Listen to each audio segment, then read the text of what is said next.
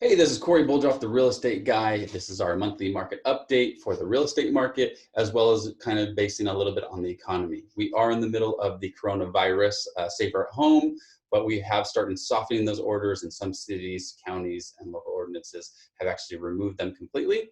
So we're already starting to see our economy and the markets already respond. I do these market updates to be of service and to give value to my clients, friends, family, and those that are in the community. So please share this, like this, if you do find this information valuable and resourceful. I don't just give my opinions, but we'll actually go through and look at the actual facts and stats and some of what the experts are saying. So with no further ado, let's get into the month of May market update. So one of the first things that we're going to talk about is when is the economy going to fully recover? The good thing is everyone from Fannie Mae to Freddie Mac to the big financial institutions, they're all calling and predicting a V-shaped recovery, meaning that we did go down severely, but we're going to come up just as fast or even faster recovery than we fell, which is great news for a lot of us. The major financial institutions are calling for a second half recovery. So as we came into the first quarter and the end of the first quarter and into the second quarter, we actually saw a restriction or a decrease into the GDP up to about 4.8%. The numbers are still coming in. We have been through a wild ride and we are still experiencing some financial hardships and starting to see the financial indicators basically indicating kind of how severe this recession or downturn has been. But 3 of the 4 major financial institutions are actually seeing a recovery come in that third quarter, and 4 of the 4 are actually seeing the recovery happening by the fourth quarter, which is great news. Again, we are planning to and predicting to actually come back and fully recover by the end of this year, which is awesome. One of the things that we have to look at, and what they do look at, is historically we look at the business science. We look at how the economy has responded from similar slowdowns in the past. So they look at what happened in the 2006 recession, kind of what happened in the end of the 90s, the 80s, and also back into the Great Depression. But this is a particular time where they actually have to put in some other factors like the health science, like when will the COVID-19 be under control? Or is there going to be a vaccine? Is there a medicine, a cure? Is social distancing working? Are there certain protocols that we could put in place? So, and also comes into, are we going to go into another safer at home order? We just don't know that right now. So that's one of the sciences we have to look at. Also, we have to look at is the people science. After businesses are fully operational, how long is it going to take for that American consumer to return to normal consumption patterns, i.e. going to the movies, attending sporting events, flying and traveling? What we have seen over the last couple of decades is people have gone into buying things from across the globe, buying out of non-made American products, going to the bigger conglomerates and big corporations to get that lowest price. What we've kind of already seen during this COVID is people are coming especially aware of how important local businesses are, and that people are reaching out to support those local businesses, donating, really making sure that we're doing our part. And it's actually going into the narrative of people wanting to buy American products again. So I think it's actually going to help the economy, as the small businesses are the backbone to our business. So hopefully people stop buying from Amazon and start going to their local retailers again.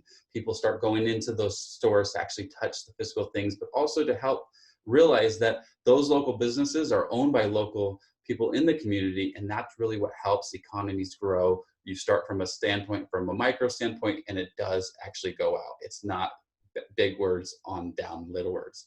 So it's a good thing that where we're headed. Nowhere in any prediction from Fannie Mae to Freddie Mac to any of the financial institutions to any of the major experts, economic experts, are they seeing an L. So meaning that we're falling down and that we're just going to stay flattened off. No one is predicting that. Everyone is predicting that we're going to have a boom back and we're going to come back just as strong, or maybe even stronger than we were before this COVID virus, which is awesome news. Although the uncertainty of the crisis means forecasts of economic activity are more unclear than usual, we expect that most of the economic damage from the virus will be contained to the first half of the year. Going forward, we should see a recovery starting in the second half of 2020, which is Sam Kettner, the chief economist at Freddie Mac. Evidence is also mounting that home buyers may be coming back into the market after demand plummeted in the past months due to coronavirus.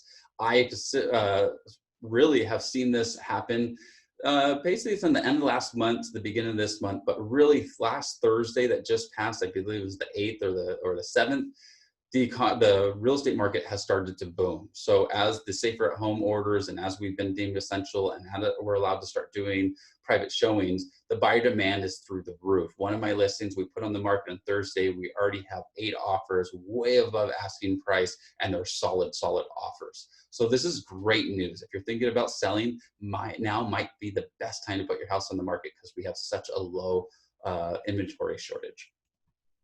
The impact of the COVID of the real estate showings in North America. So we did have one of the highest January and Februaries in home sales that we've ever had. It was through the roof. As we hit the, and usually it takes a lot longer into the year. Usually the buyer demand doesn't happen till the month of May.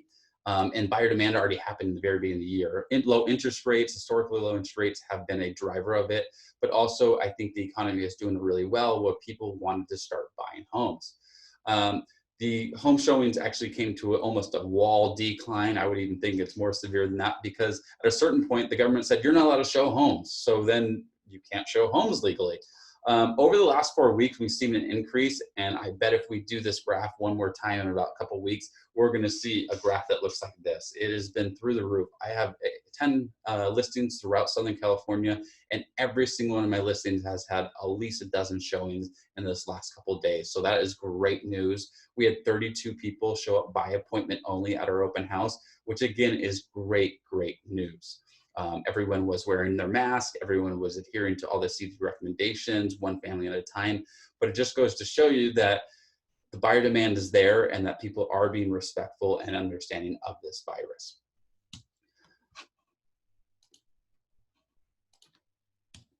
Another thing that we want to look at, and it takes us into, is U.S. home ownership rate. So the amount of people who own a home in America, we were at one of the all-time highs in 2004.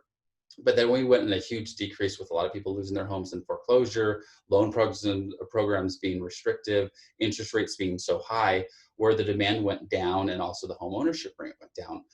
About 3 years ago, we started seeing an increase, and actually we took a huge jump this last year. A lot of it is because the people that are renting are finally sick of paying rent. They're actually paying more to rent than they are to buy, so it's just not making sense, and it's increasing this home ownership rate. And I believe over the next 3 to 4 years, we're actually see even a bigger increase, and we might hit the all-time high, which would be awesome for Americans.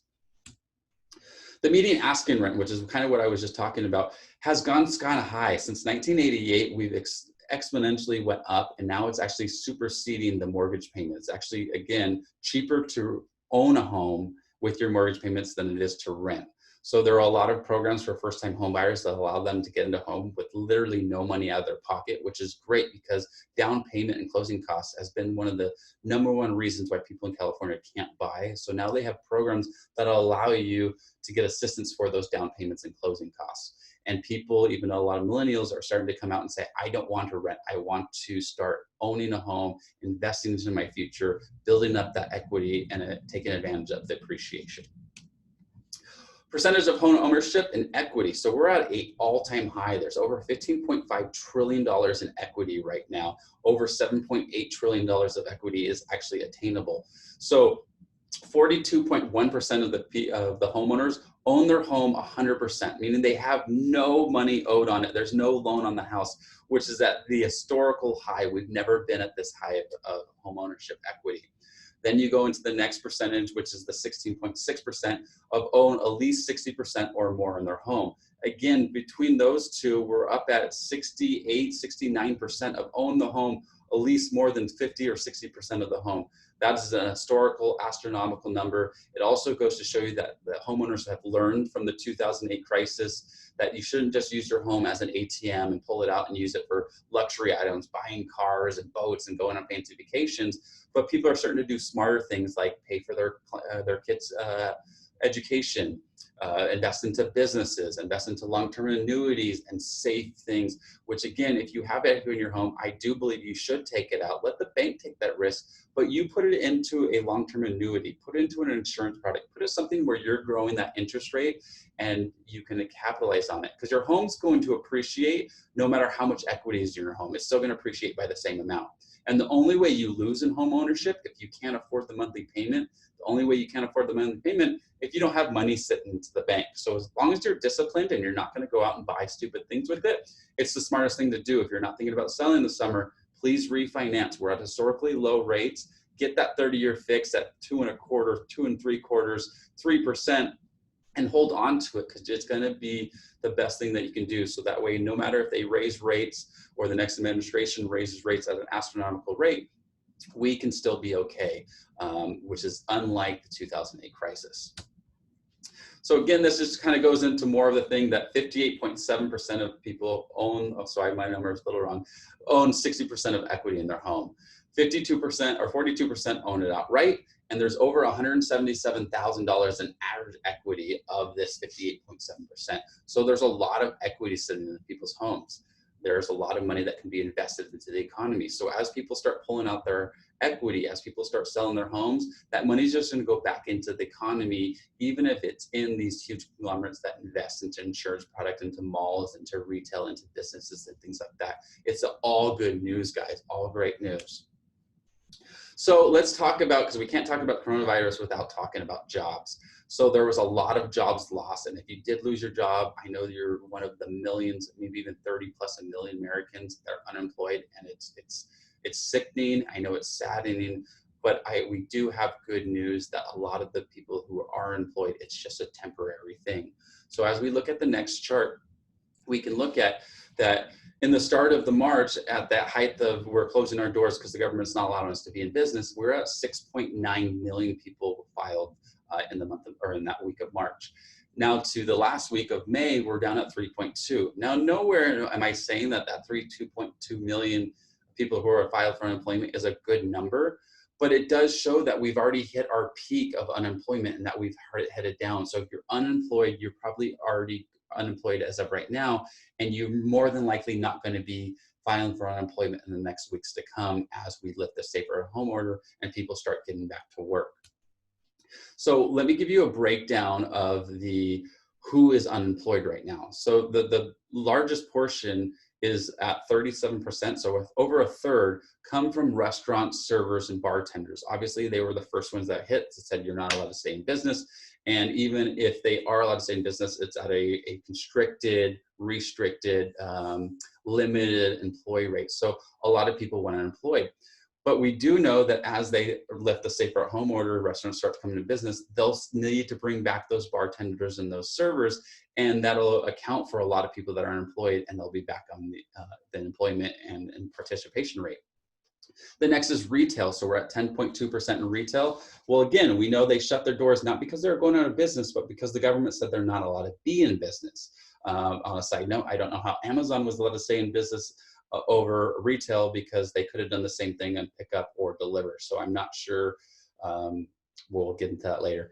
But as we can see, the next portion is temporary services, like realtors like myself, or service professionals who aren't allowed to stay in business. Now, as we are allowed to be deemed essential, or those businesses are allowed to conduct their business, we will come off unemployment and back into the employment world. As you can see throughout the thing, most of those people are just temporary, and that where we take to our next graph. So of the people that are employed, we first want to start at the first graph of there's 14.7% of Americans who are unemployed, which is one of the highest rates we've ever been in the history of our country besides the Great Depression. But it also goes to show you that there's actually 85.3% people who are still employed, government officials, government politicians, essential businesses, and other businesses that are deemed to be able to stay in business, which is a great thing, because it means that there are still a lot of Americans still working. Now, again, if you lost your job, my heart does go out to you. I do know it's a real thing, and people are on the brink, but I'm hoping with the CARES Act, people are able to stay afloat during this time, and that way when they get back to work, it's easier to jump back up on your feet.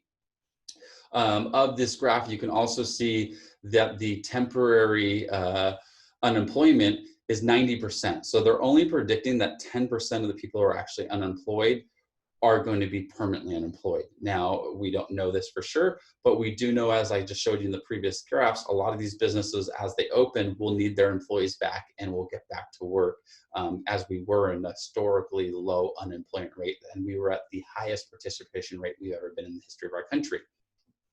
As you can see, we break down the percentage of people who are employed. 13% were men, 15% were women, and unfortunately 31.9% were teenagers. So not only are they not allowed to go to school, they weren't allowed to go to their work, and or those were the first people that were let go, as we wanted to keep the household income earners to stay employed and allow the people that were supported on these household income earners to maybe stop coming to work or be unemployed. Again, these numbers are great in the thing of the recovery and looking at how fast we are going to recover. So as the governors and local ordinances pull those safe at home orders, we'll be able to get back to work and the economy is going to boom and take off.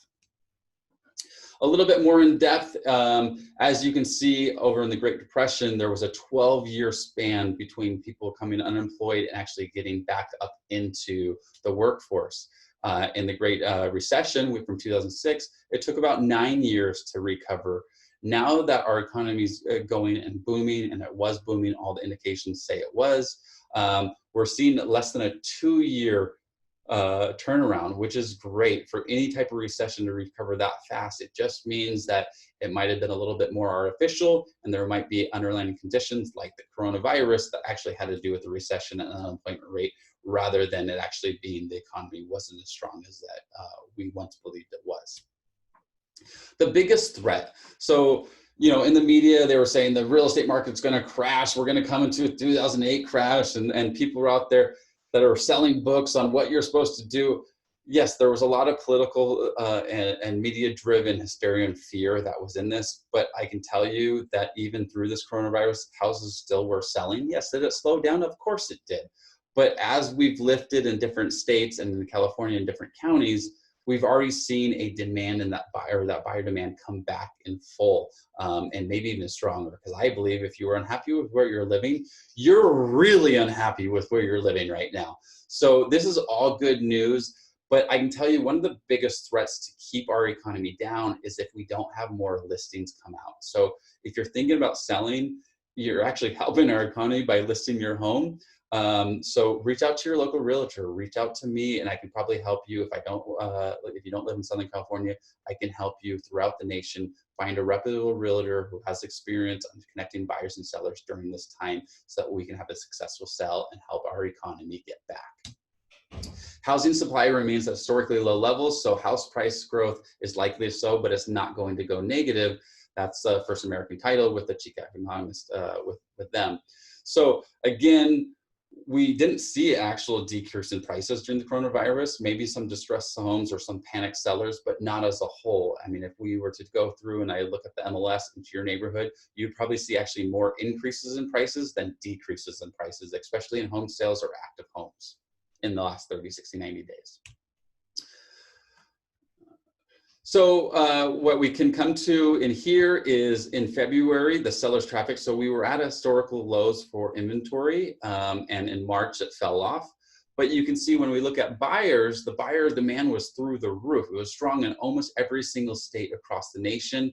And yes, it did slow down in March, but it just goes to show you it slowed down because of the coronavirus, not because of any other economic indicators. So as we come after the safe at home order, that dire demand, I believe, is going to become stronger. And if there was a deeper, darker blue, I think it would be all across America. The buyer demand is through the roof right now.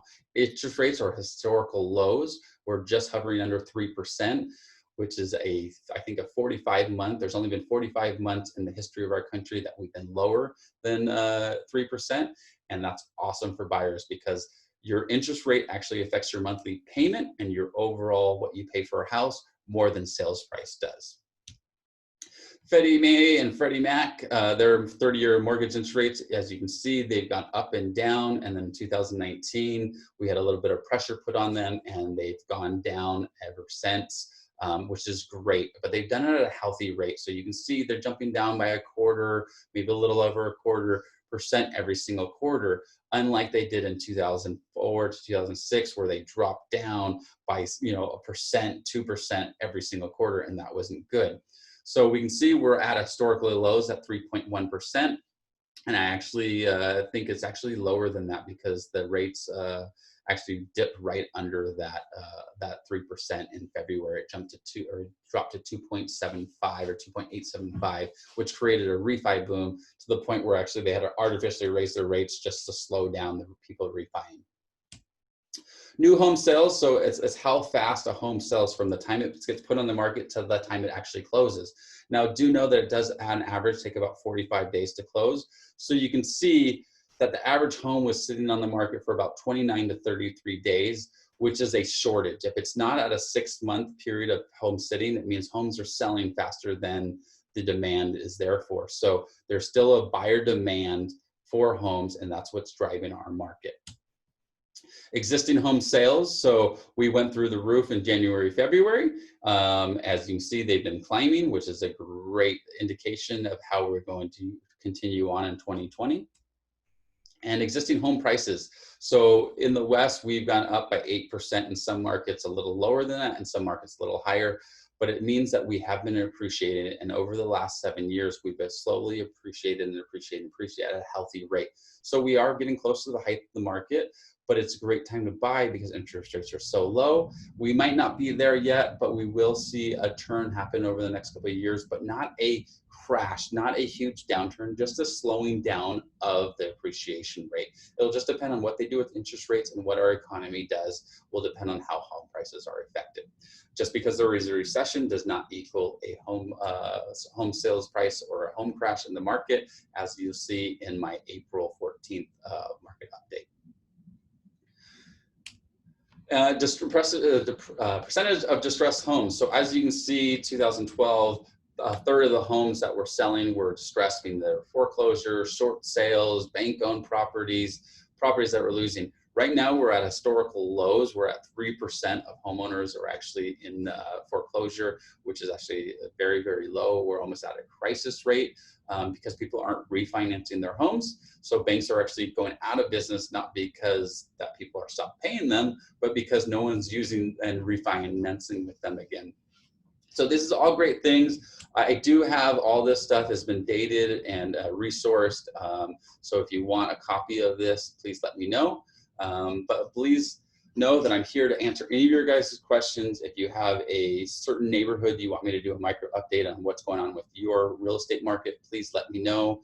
Above all else, please stay safe and healthy during this time, and know that I'm just a phone call away. Even if it has nothing to do with real estate, me or one of my 6 kids will be able to talk to you and maybe hopefully bring you some humor and some positivity in the world. I love you guys all. I thank you guys all for your support and time and referrals. It definitely is the backbone of my business. And until next time, we do these every single month. Cory Boldroff, the real estate guy, delivering 5-star service with a smile. Till next time.